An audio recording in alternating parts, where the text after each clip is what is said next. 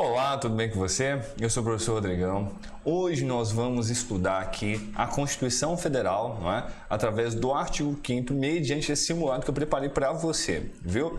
Então eu quero te chamar a se inscrever no nosso canal, ative o sininho de notificação, porque toda aula que eu postar, eu vou postar aula toda semana sobre direito constitucional, direitos humanos e um pouco mais para frente, né, sobre história, focado no Enem e em outros vestibulares. Então, cada aula que eu postar, você vai ter acesso. Ative o sininho de notificação para que você não perca nenhuma, tá bom? Quero te chamar também a deixar o seu like. O seu like fortalece demais o canal, porque o YouTube entende que esse conteúdo é relevante. E o meu foco é em você. O meu compromisso é com você, para que você tenha de fato uma aula de qualidade que contribua, né, com o seu estudo e com certeza facilite aí a sua aprovação, ok? Aqui na descrição do vídeo tem o link das minhas redes sociais e também tem o link desse simulado. Então baixe o simulado antes e depois venha fazer aula com a gente, tá bom? Então vamos lá, vamos comentar aqui rapidinho sobre minhas redes sociais aqui. Então você consegue conversar comigo através do e-mail, né, professor.rodrigão@outlook.com, aqui no Instagram, na verdade lá no Instagram, não é? Professor Rodrigão Aprovação. Se você tiver alguma dúvida pontual, quiser falar diretamente comigo, pode mandar lá. E aqui no YouTube, Professor Rodrigão, tá bom? Então vamos lá, vamos pegar aqui a primeira questão. Olha aqui, número 1. Determinado cidadão, munido de carteira de trabalho, título de eleitor, dirigiu-se a uma repartição pública, tendo protocolado pedido de certidão para esclarecimento de situação de interesse pessoal. Beleza, aqui eles quiseram só fazer um jogo, tá bom? Colocou cidadão, ok? Cidadão, nós sabemos que no âmbito do direito constitucional, ele vai ter o quê? Capacidade eleitoral ativa e capacidade eleitoral passiva. O que que é isso? Ativo, ele vota, não é? Passivo, ele é votado. Ok? Quando que a pessoa atinge o pleno gozo, né, dos direitos políticos aqui? A partir dos 18 anos. Então, como as pessoas, né, que estudam há mais tempo já têm essa informação, elas já codificam isso e a banca ela quer forçar um erro. Tá? Então, colocou determinado cidadão munido de carteira de trabalho, ou seja, estava civilmente identificado, né? Título de eleitor, beleza. O detalhe está aqui, ó. Ele vai se dirigir a uma repartição pública. Ok, ele está procurando o Estado. Tendo protocolado pedido de certidão. Então, vamos lá. Pedido de certidão. Para aqui, ó, esclarecimento de situação de interesse pessoal. A Constituição ela cita duas vezes dentro do artigo 5º o termo certidão, tá? Certidão de nascimento e de óbito é gratuita aos reconhecidamente pobres, ok? A outra certidão é essa que nós estamos vendo aqui na questão. Ela é gratuita a todos, então não interessa se é cidadão ou se não é. Então, ela é gratuita a todos para situações de interesse particular. Aí, vamos lá, vamos voltar. Considerando a hipótese apresentada, é correto afirmar. Então, deixa eu pegar aqui de azul. Nós estamos querendo a resposta certa. Portanto, é correto afirmar que. Vamos ver. Letra A. O direito de obter certidão independe de pagamento de taxas conforme assegurado na Constituição Federal. Resposta aqui, logo de cara, letra A, ok? O direito de obter certidão independe do pagamento de taxas. Preste atenção nisso, tá? Eu vou até fazer o seguinte com você, ó. Vamos lá, deixa eu pegar aqui de preto.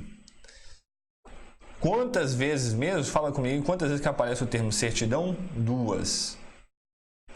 Então, eu vou ter certidão de nascimento e óbito. Essas são gratuitas? São. Só que elas são gratuitas, né? Deixa eu colocar aqui um G de gratuita, aos reconhecidamente pobres. Ok? Então ela define um público específico. Agora, certidão, né? E aqui faltou, né, um acento, obrigado. Para esclarecimento de situações de interesse particular, então, quais são esse tipo de certidão? Certidão negativa de débitos, certidão de quitação eleitoral, por exemplo. Então, assim, ela é gratuita a todos, ok? De quitação eleitoral, óbvio, é para quem já tem título, né? Mas, enfim, é gratuito também. Certidão de antecedentes criminais, então não precisa ser cidadão para você tirar isso, tá vendo? Então essas certidões, elas são gratuitas independente do pagamento de taxas. Para quê? Esclarecimento de situação de interesse particular, tá bom? Então, olha, certidão em relação a interesse particular, e outra coisa, tem que ser em órgão público, vai? Eu tô falando aqui, você vai escrevendo, tá bom? Olha aqui o que eu destaquei para você, ó. Dirigiu-se aqui a uma repartição pública. Então a questão foi bem elaborada, tá? Mesmo porque o examinador com certeza, né, entende muito. Então, ó, situação de interesse particular, procurou órgão público. O que acontece é sem taxa, é gratuito a todos, tá? Então, portanto, letra A, a resposta, ok? Letra B. O dever de expedir a certidão depende da justificativa de interesse público ou relevante interesse social apresentado pelo cidadão. Não, o dever, na verdade, o cidadão ele não precisa justificar, tá? Ele só solicita.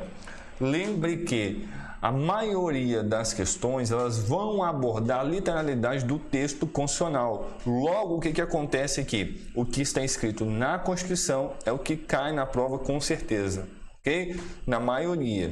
Então, tem que dominar a parte teórica, tem que ler bastante a Constituição. E aqui um detalhe, para você que quer continuar estudando aí, o artigo 5º, eu gravei o artigo 5º todo em áudio, coloquei aqui no meu canal, então baixa esses áudios aí, vai ouvindo o artigo 5º onde você estiver, porque com certeza o seu aprendizado vai ser muito maior, tá bom? Então vamos lá, vamos jogar aqui, não é? Para a gente seguir, tá bom? Letra C. A Constituição Federal estabelece que as certidões para a defesa de interesses pessoais devem ser fornecidas mediante habeas data. Não, nada a ver. O habeas data, de fato, é para informação. Porém, essas certidões para defesa de interesses pessoais ou esclarecimento de interesse pessoal, ela não é necessário o habeas data, já é garantido, já é um direito da pessoa. Então o erro está aqui, devem ser fornecidas, tá bom? Letra D. A certidão será negada, pois o cidadão deve apresentar seu registro no cadastro de pessoa física, CPF, né? No cadastro de pessoa física para peticionar, conforme exige a Constituição. O erro está aqui, ó. Na verdade são dois, né? A Constituição não exige que a pessoa tenha um CPF, tá? Cadastro de pessoa física, tem nada a ver. E ela não exige nada, nem a exigência e nem o cadastro, ok? Vamos lá, número 2. Pablo, viúvo estrangeiro, faleceu em sua terra natal, onde era domiciliado, deixando 2 únicos filhos, Marina brasileira naturalizada e Gabriel brasileiro nato. Em conformidade com a Constituição Federal de 88, a sucessão dos imóveis de Pablo situado no Brasil será regulada. Então vamos lá, vamos entendendo aqui a questão. Pablo, ele era viúvo. Isso aqui é importante? Porque senão o que acontece? Né? Ele veio a falecer, ele também deixaria os bens para a esposa. Então a lógica que agora vai ser a partilha só entre os filhos, beleza? Essa foi a lógica do examinador. Então Pablo, ele era viúvo, estrangeiro, né? Ou seja, de outro país, e ele faleceu aonde? Ele faleceu no Brasil? Não, ele faleceu em sua terra natal, ou seja, no seu país de origem, ok? Onde era domiciliado, deixando os 2 únicos filhos. Aí deixa eu pegar aqui de verde. Ó, Marina, que era brasileira naturalizada, e Gabriel, que é brasileiro nato. Isso daqui interfere em alguma coisa, se é natural ou naturalizado durante a partilha? Não, viu? Isso aqui foi a forma como o examinador fez para poder tentar enganar as pessoas, tá? E você não vai cair nessa. Então, em conformidade com a Constituição, a sucessão dos imóveis de Pablo. Então, pediu a resposta certa ou a resposta errada? Pediu a resposta certa, não é? Então, ó, a sucessão, ou seja, a partilha dos imóveis de Pablo será regulada. Será regulada por quem? A lógica é o seguinte, será regulada pela lei brasileira. Então, os imóveis estão aonde? Estão no Brasil, né? Então, portanto, a princípio, pela lógica da soberania, será regulada a princípio pela lei brasileira em benefício do cônjuge ou dos filhos, né, brasileiros. Aí o que? Sempre que não lhes for mais favorável, o que? A lei pessoal de cujos. Então, nesse sentido aí, vamos voltar aqui. Sempre que não seja mais favorável a lei pessoal do de cujos, ou seja, a lei, né, do defunto, ou seja, do país dele, né, de origem, o que vai acontecer? Então, olha a lei, não é, do de cujos. Quem é o de cujos? É o falecido. Então, deixa eu pegar aqui uma outra caneta. Primeiro, olha a lei brasileira e depois olha a lei pessoal do de cujos. Qual que é a mais favorável? Ah, é a brasileira? Ok, então vamos aplicar a brasileira. Ah, não é a brasileira não. Suponhamos que aqui no Brasil eles cobrem 50% de imposto de renda, ok?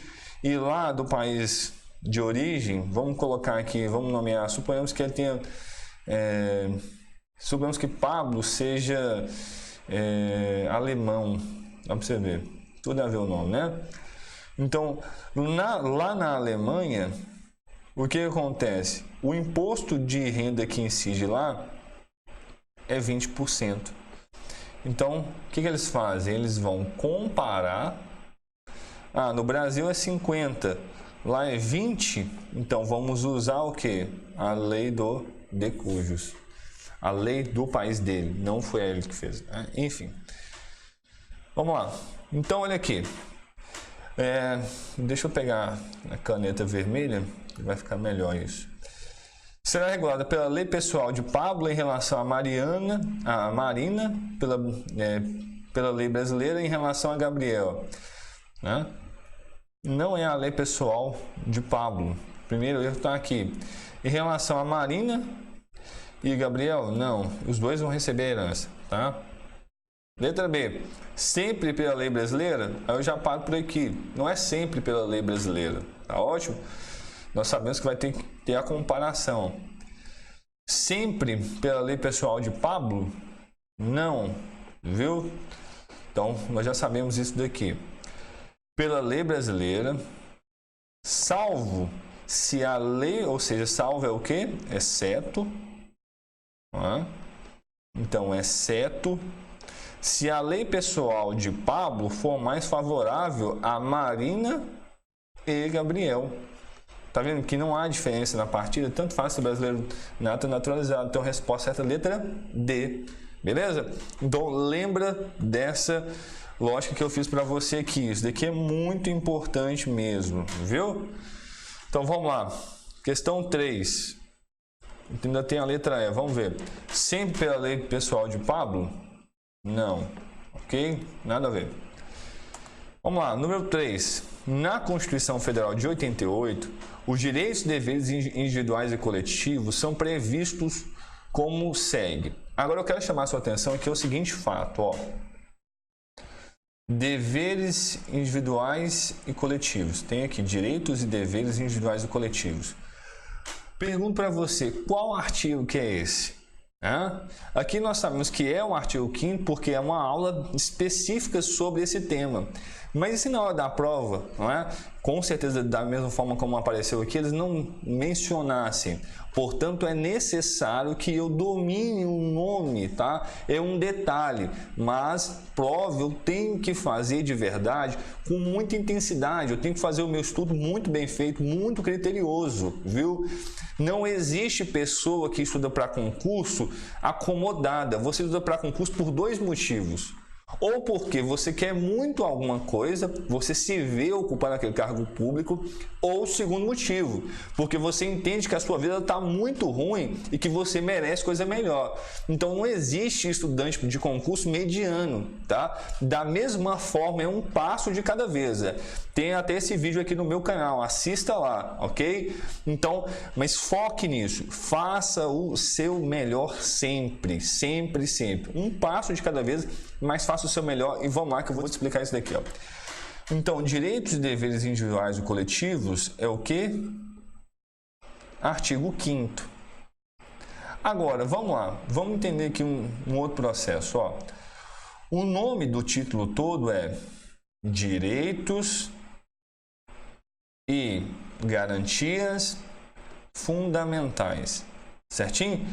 Direitos e garantias fundamentais, eles vão de qual artigo até qual artigo? Artigo 5º ao 17. Professor, mas como é que você aprendeu o nome desses artigos todos? Isso aí é o que? Na base de muita resolução de questão, na base de muita escrita. Então vamos juntos, tá bom? Então, olha aqui.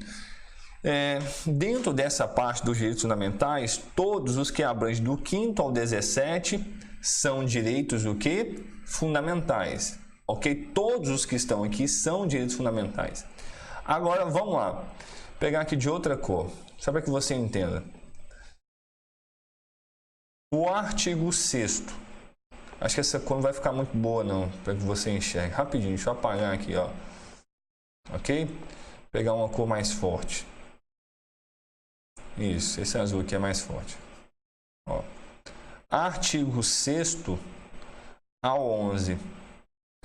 O artigo 6º ao 11, eles são direitos fundamentais, sim ou não? Sim, eles são direitos fundamentais. Porque os direitos fundamentais não vão do 5º ao 17, o 6º ao 11 está aqui no meio. Agora, o que eu posso... Aí, em contrapartida, vamos lá, pegar aqui verde.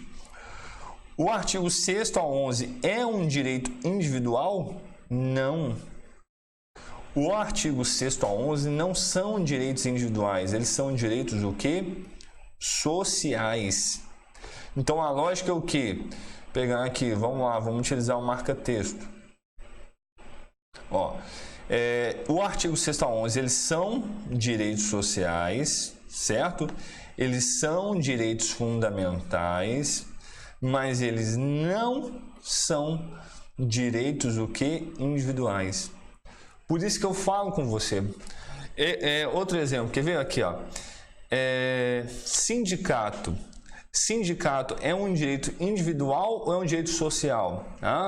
Sindicato é um direito o quê? Social. Professor, essa fica fácil porque envolve a coletividade. Beleza, esse aqui é um dos exemplos. Mas e se você não sabe o que é um direito social, se você não sabe o que é diferenciar um direito social de um direito individual? Como é que faz na hora da prova?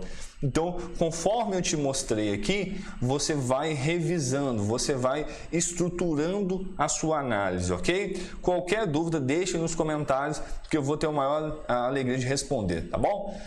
Vamos lá. Deixa eu apagar essa coisa toda que eu fiz aqui. Isso. Agora vamos lá.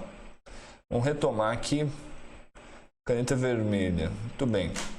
Então, portanto, direitos e deveres individuais e coletivos é o que? É o nome carinhoso do artigo 5º. Então, tá pedindo a resposta certa ou a resposta errada? Ó. Vamos lá, deixa eu pegar aqui de preto. Eu gosto de fazer tudo bem destacado para que não fique nenhuma dúvida. são previstos. Portanto, está pedindo a resposta certa.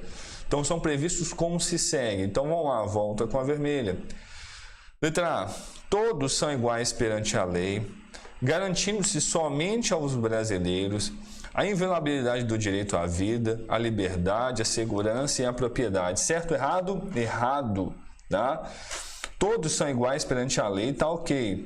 Garantindo-se aos brasileiros, né, e aos estrangeiros residentes no país. Então, não é só aos brasileiros, são aos brasileiros, mais os estrangeiros residentes no país, ok? A inviolabilidade do direito à vida, à liberdade, à segurança e à propriedade. Esse aqui é o caput do artigo 5º, mas ficou faltando aqui, não é? Qual que é o macete mesmo para eu... Deixa eu apagar aqui, viu? Qual que é o macete para poder aprender todos os direitos previstos no caput do artigo 5º? VILPS. Então, vamos lá, vamos anotar aqui, ó. VILPS. Tá? O primeiro é o que? Vida, né? Então, aqui, vida, né? Famoso KLB, né? Já estudou KLB? Vida, devolvo. Eu não vou nem cantar, não. Vida, devolvo minhas fantasias. Deixa eu voltar para a aula, né? Então, vamos lá. Vida, igualdade. Eu não vou escrever tudo, não, não vai demorar muito. Liberdade, propriedade, o P de propriedade, e o S é de segurança, mas ficou em boleira que eu espero que você consiga entender, tá bom?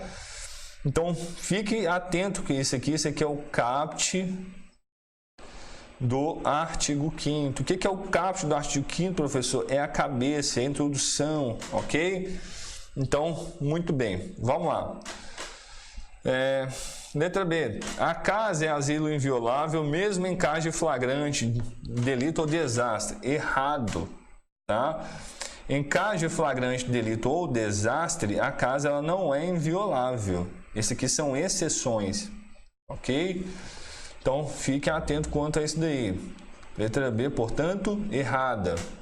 Letra C. A pequena propriedade rural, desde trabalhada pela família, é impenhorável, certo? Certinho, tá? A pequena propriedade rural, desde que trabalhada pela família. Essa parte aqui é muito interessante porque o que acontece? A Constituição ela defende a agricultura familiar. Então, a pequena propriedade rural, assim definida em lei, desde que trabalhada pela família, não será objeto de penhora para pagamento de débito decorrente de sua atividade produtiva. Ou seja, se pegou dinheiro para poder produzir e não tinha como, né, pagar, a pequena propriedade não será penhorada, tá bom? Agora lembra, desde que trabalhada pela família. Professor, o que é a pequena propriedade rural? Não interessa, a pequena propriedade rural depende de uma conta, o chamado módulo rural, ok? Então, o que acontece aqui? A pequena propriedade rural no Amazonas é maior que a pequena propriedade rural em Minas. Então, essa parte aqui você não precisa esquentar com isso, não, tá bom? E só uma coisinha, só para voltar aqui para a correção. O que eu te aconselho? Imprima esse material e venha colocando o número do inciso na frente. Eu aprendi muito assim e eu indico isso para os meus alunos. Risque a sua folha, coloque lá o número do inciso, depois torne imprimir daqui uma semana, refaça essas questões, porque com certeza você vai solidificando, você vai consolidando a sua aprendizagem, tá bom? Então vamos lá. Letra D. A expressão artística é condicionada à prévia aprovação do órgão competente. Agora nós temos censura? Não. Tá? A aprovação do órgão competente não tem nada a ver, isso aqui é censura. Então, a expressão da atividade artística, científica e de comunicação é livre, ela independe de censura ou autorização, beleza? Então, vamos lá. Seguindo aqui, 4. Acerca dos direitos e garantias fundamentais. Agora aqui, ó, aquilo que eu estava te explicando anteriormente, ó. Direitos e garantias fundamentais, qual é o artigo mesmo? Ou quais são? Artigo 5º ao 17, ok? Esse 7 ficou uma maravilha, né? Deixa eu só refazer ele aqui rapidinho. Ó, vamos lá. Borracha. Então, olha aqui.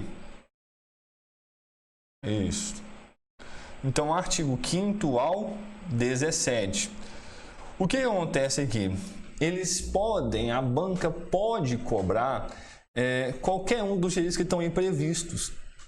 Bom, por isso é importante que eu saiba, eu insisto com você, aprenda o nome, né, do título e dos artigos, ok? Do que eles fazem referência, viu? Então vamos lá, vamos voltar aqui. Acerca dos direitos e garantias fundamentais estabelecidos na Constituição, assinar a alternativa correta. Então, faça sua marcação durante a prova, porque com certeza o nível de ansiedade é grande e às vezes você erra a questão por bobeira. Vamos lá. Letra A. A locomoção no território nacional a qualquer tempo é livre, podendo qualquer pessoa, nos termos da lei, nele entrar, permanecer ou dele sair com seus bens. Então, a locomoção no território nacional não é a qualquer tempo, é só em tempo de paz. Aqui já está errado, ok? Então é o que? Em tempo de paz. É livre, sim, podendo qualquer pessoa nos termos da lei. Então nós temos o direito à locomoção, ok? Então nele entrar, permanecer ou dele sair. Então rapidinho aqui, né?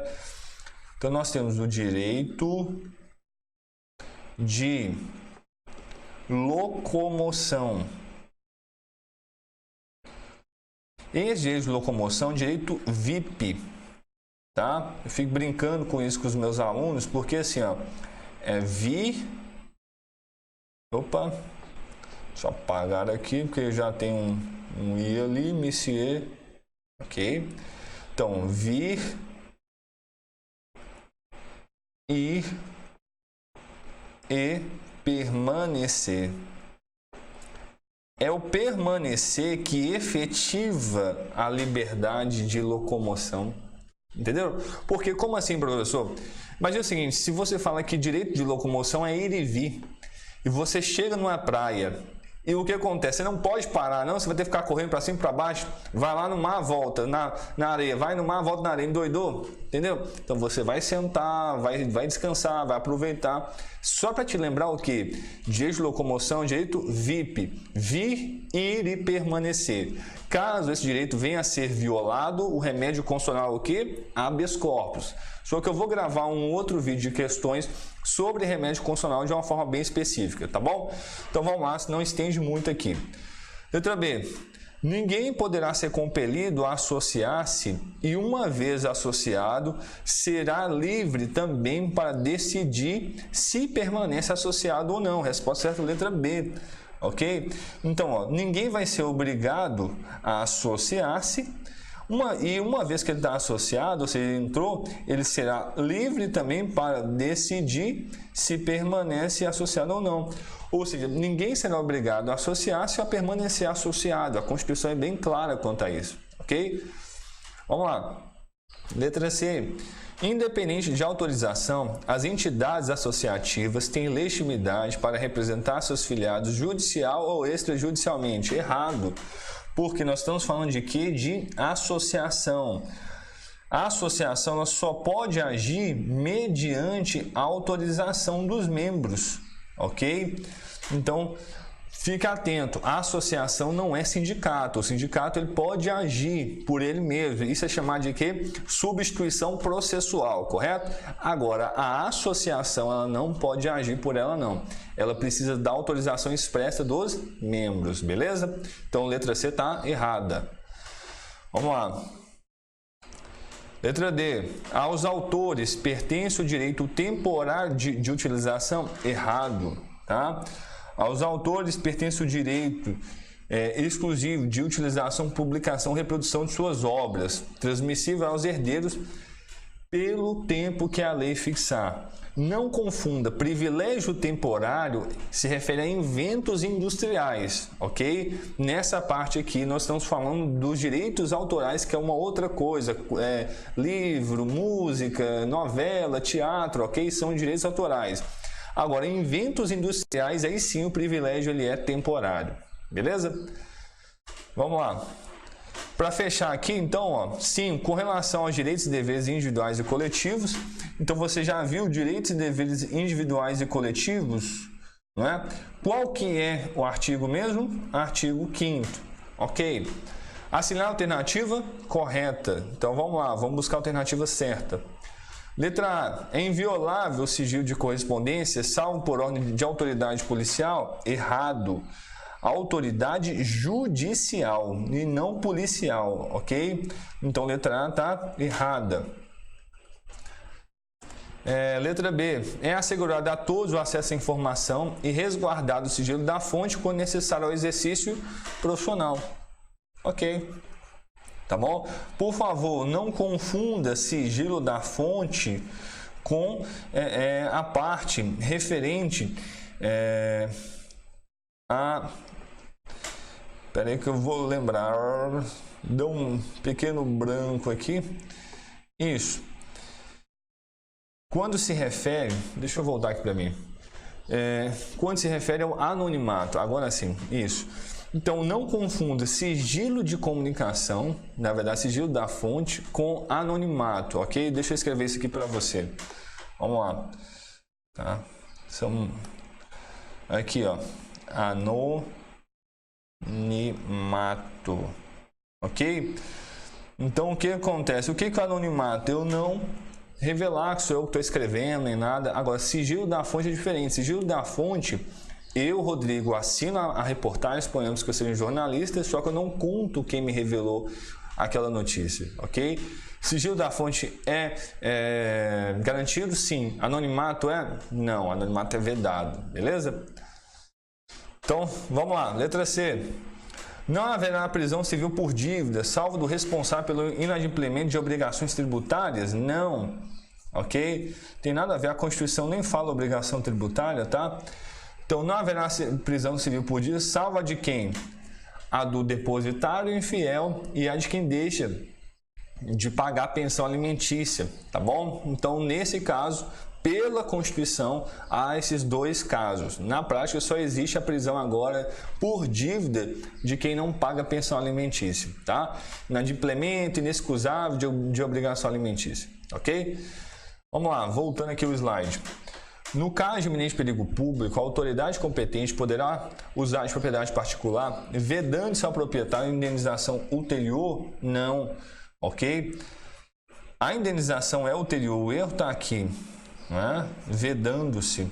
Então, no caso de iminente perigo público, a autoridade competente pode usar de propriedade particular assegurada ao proprietário indenização ulterior caso haja dano. Então, só existe indenização, isso aqui é chamado de requisição administrativa, ok? Então, só existe indenização em requisição administrativa caso haja dano, tá bom? Voltando aqui. Letra E. A criação de associações e de cooperativas dependerá de autorização do poder público? Não. Independe, ok? De autorização do poder público. Essa parte aqui de dicas práticas eu vou deixar para um outro vídeo, porque senão aqui vai ficar muito extenso. Eu já dei muitas dicas aqui, tá bom? Então é isso. Um grande abraço. Fique com Deus. Obrigado mesmo. Até mais.